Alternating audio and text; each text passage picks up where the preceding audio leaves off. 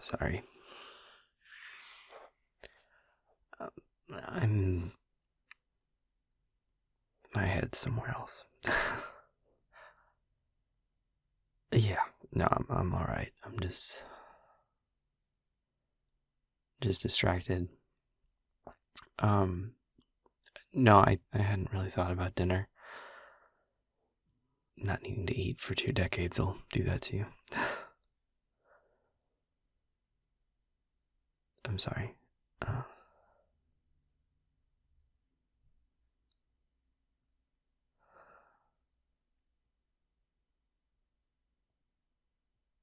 I thought I was alright. I thought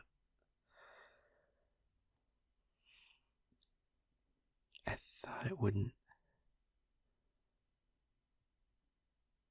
It might not hit me like this for once. I mean, it's already been a week.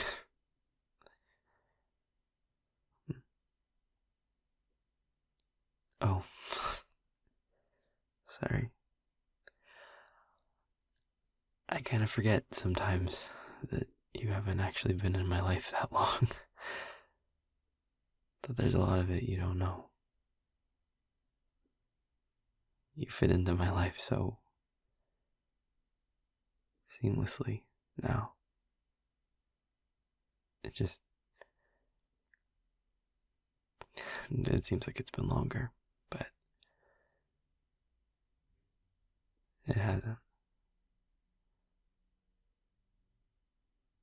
And this is my first death day that you've been with me for. And to be clear, it already happened. I mean, it was back on the 13th, but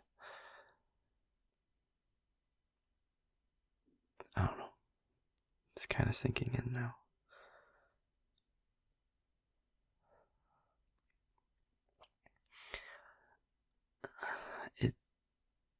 It's different from year to year. Sometimes it passes and I don't even think much of it. Other times it fucks with my head. I guess this is an example of the latter.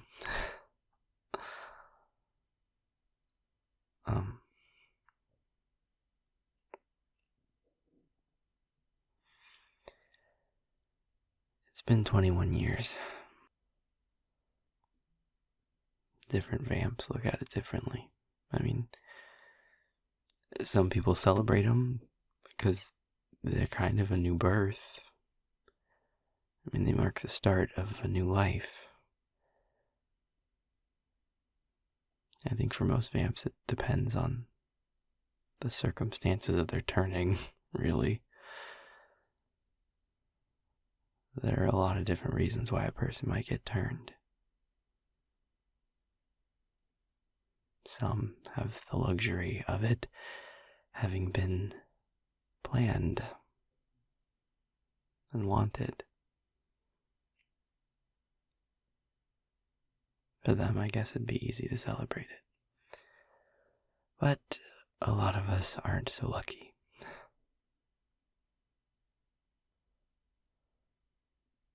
Lovely. I want you to know that me not talking about how I was turned, it was never a reflection on you or on my trust in you. You've come to be such an important, treasured part of my life. And I do trust you very much. It's just not something that I find it easy to talk about to anyone. I also don't have much practice telling people about it, for whatever that's worth. It's been a pretty lonely 21 years. Up till very recently, all I had was the clan. And they already all knew the story. Will had told them. I mean, the ones who were around before me, anyway. The only person I've ever explained it all to myself was Sam. And in doing so, realized how hard it is to talk about. Or at least how hard it was. I mean, that was 10 years ago. I'd like to think I'm better with it by now, but I don't know.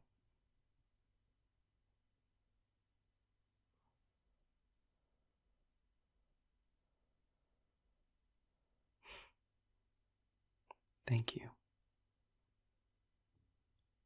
But I want to tell you it. It's one of the most important events of my life. And you're one of the most important people in that life. So, you should know about it.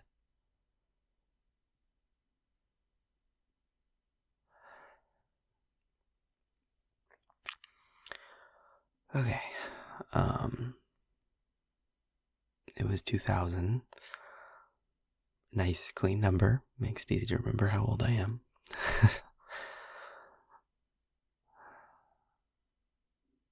Like I told you, I was in college.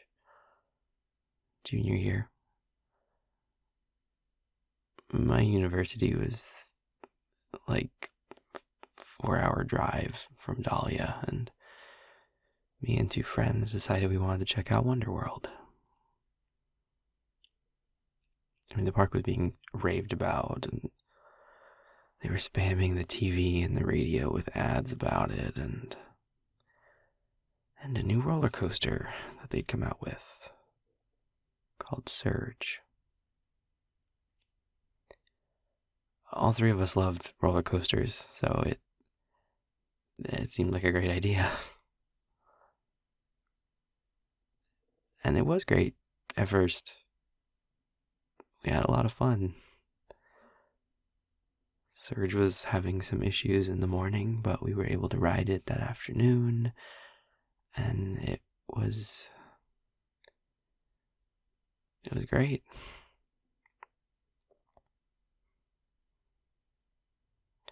We rode stuff the rest of the day, and then it was getting dark, and the park was getting ready to close. I really wanted to go on Surge again. One last time before we left. I wanted to get my money's worth. And I thought it would be really cool to do it in the dark. I couldn't convince my friends to do it with me, but I was stubborn. So, I decided to go by myself while they hung out in one of the gift shops.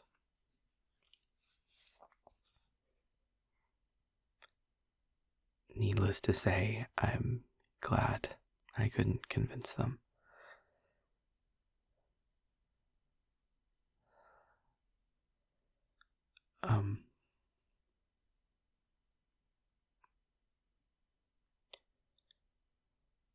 I met someone in the line. Their friends had dared them to go on it alone. They looked so scared. And I told you, as a human, I wasn't particularly outgoing or anything like that. But I felt like I had to say something. And they told me about the dare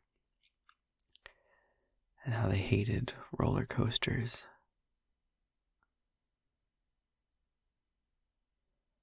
And I told them that it was going to be okay.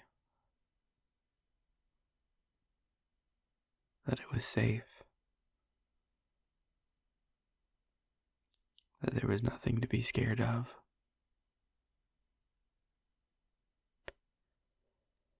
That they could hold my hand if it was too much.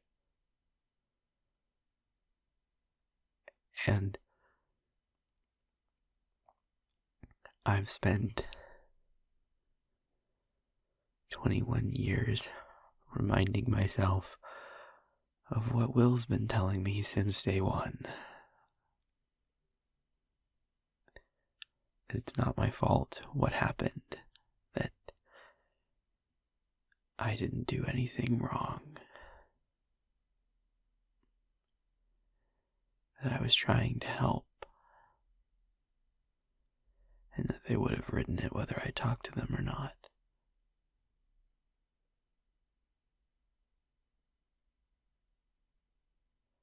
And most days, I believe it. And then, sometimes, I'll hold someone's hand, or I'll hear some phrase that they said to me that day, and it's like I'm back on that roller coaster.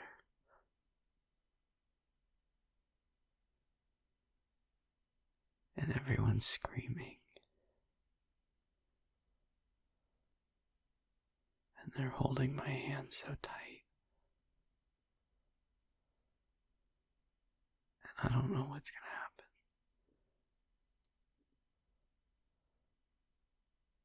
And then I do know what's gonna happen. And there's nothing I can do to stop it.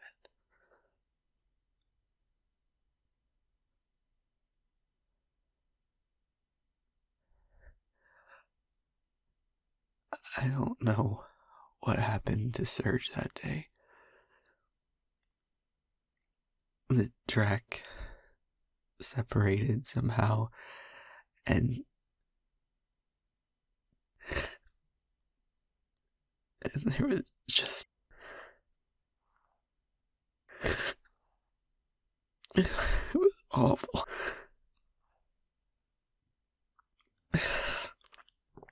It was pain, like, I can't even describe.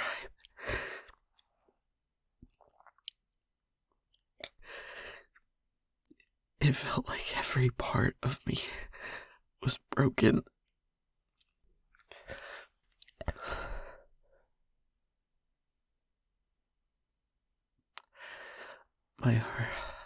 My harness broke, and I got thrown from the wreckage. It couldn't move. It couldn't...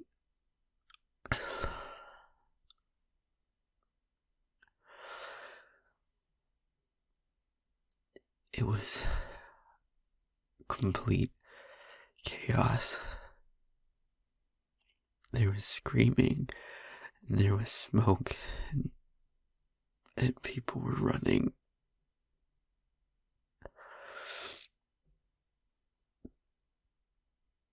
And then Will showed up.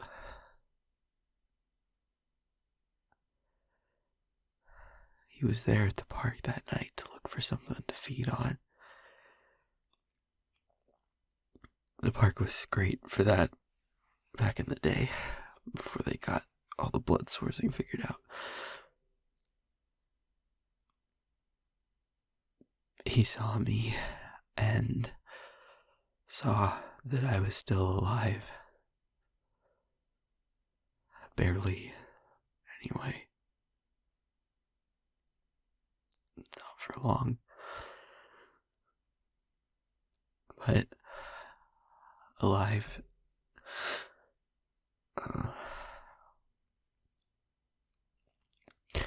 In the confusion of it all, he was he was able to pick me up and get us over to a secluded area without anyone noticing. Vampire speed to the rescue.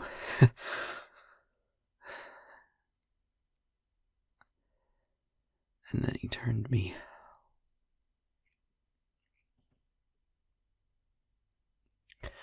Since they never found the body, I was officially recorded as missing. The human authorities got there before Will could let the department know about the circumstances. So the easiest way to deal with it after the fact was to just let them list me as missing, presumed dead. People saw me get on that coaster, and they confirmed it. The missing label was a technicality more than anything. Given all that, family and friends didn't hold out hope for too long, so it all worked out in the end.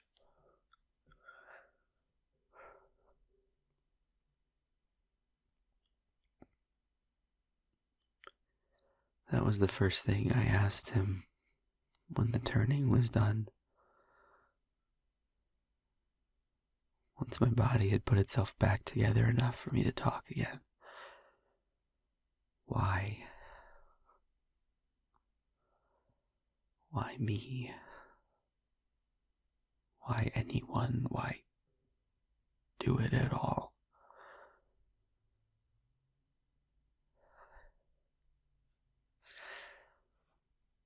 Will says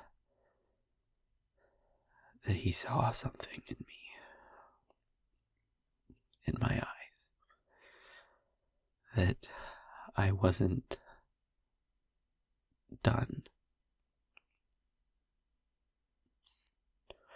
that he saw in me another life cut too short, and that there, with no time to think it over, and no one else to remind him of all the risks,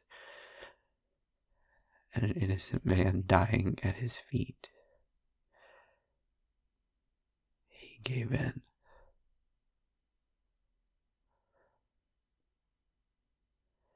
And the lesson that he's tried to teach me ever since, with questionable amounts of success,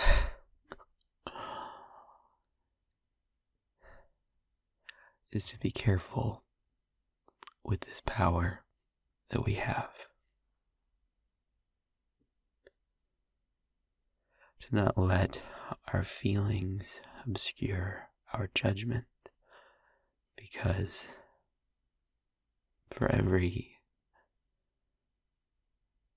happy accident you might get, like he got with me,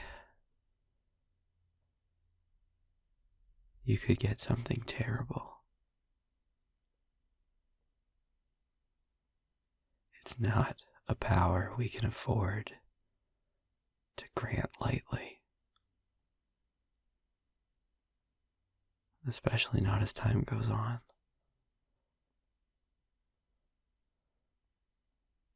William is old blood. It's not an exact title, it's not some magical threshold you cross or anything different about the way you turn. It's literally just being an old vampire. And as vampires age, we grow stronger. William is hundreds of years old. And when a vamp turns a person, they do so by training them, and at the same time, feeding them their blood to replace it. I mean, there's magic involved too. It's not just some simple transfusion kind of thing, but suffice it to say, the potency of the blood you're turned with dictates the strength that you start this new life with. Will didn't make any progeny until he was already 500-something years old. Alexis was his first one. She was turned only 50 years ago. A newborn with that kind of blood in them.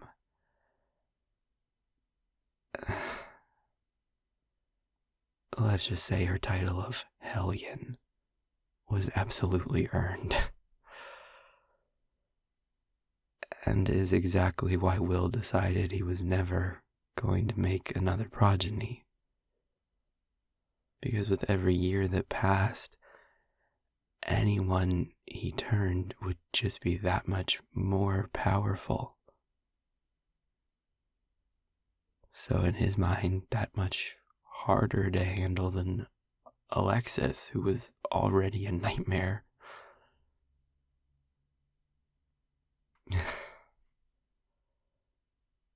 The relationship between a maker and their progeny is unique in a lot of ways. One of them is that a progeny can't lie to their maker. We're literally incapable of it. The words won't come out. One of the other big ones is that makers can invoke their progeny.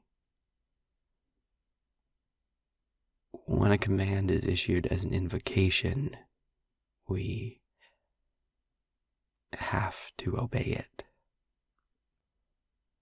We can't resist. Different makers view that ability in different ways, but in general, it's not something done lightly. And I say all that just to give some context when I say that Alexis spent her first couple years constantly being invoked for her own sake and the sake of the general populace. Unlike me, the proverbial golden child, who has only had to be invoked once, thank you very much.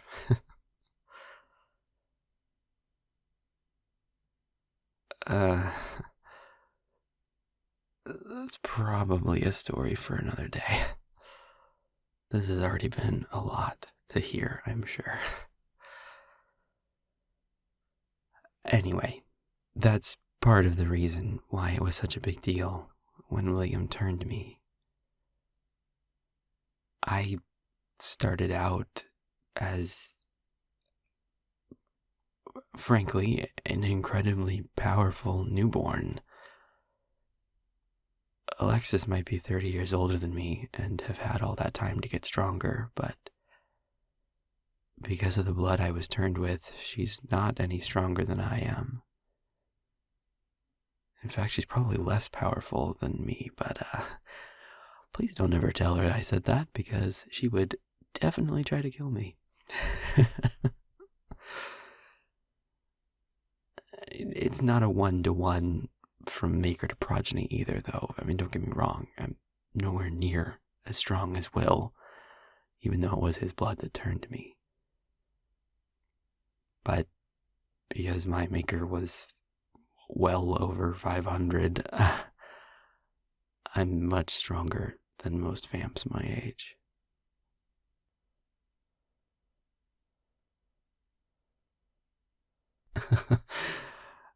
Yeah, that's true. That means Fred's progeny is about as weak as you could possibly start out. Turned with 5-minute-old blood. It's gonna be interesting to see how they shape up. But for whatever it's worth, it's Solaire blood, however watered down it might be. No, I don't mean just like Solaire blood, like abstractly, like the clan name. It's actual Solaire blood. Alexis is Sam's maker. I hadn't told you that.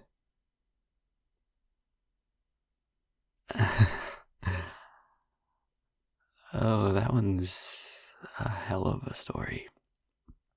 And a source of a lot of tension within the clan, to put it mildly. Again, probably better to save that one for a later date.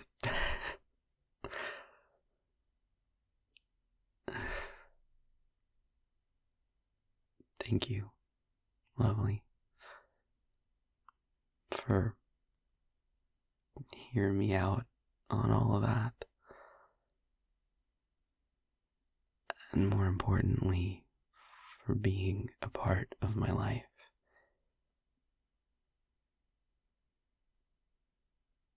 I didn't ask Will to turn me, and for a long time, I hated him for having done it to me. It's been a difficult 21 years, to put it lightly. And a lonely 21 years. But now, having you in my life has made it a lot better. I feel driven again when I'm with you in a way that I don't think I've experienced since back when I was a human.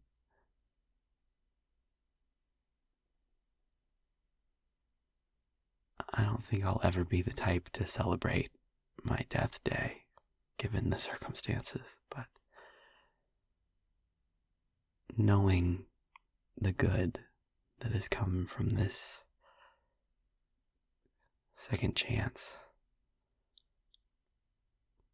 might make that memory hurt a little less.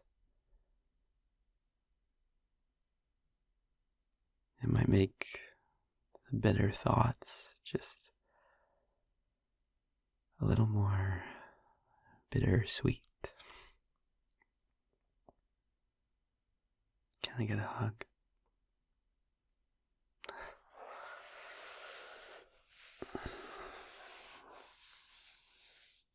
Thank you, lovely.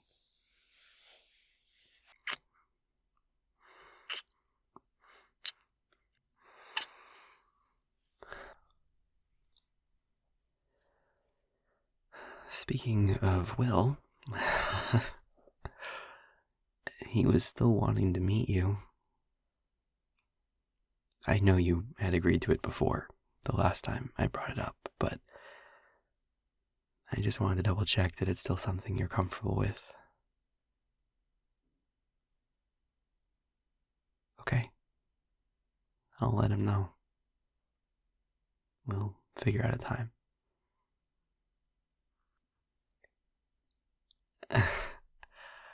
It's not exactly like meeting the parents. Like I said, the relationship between maker and progeny is different. And honestly, it's different for pretty much every pair. But he's a good guy. It's nothing to be nervous about.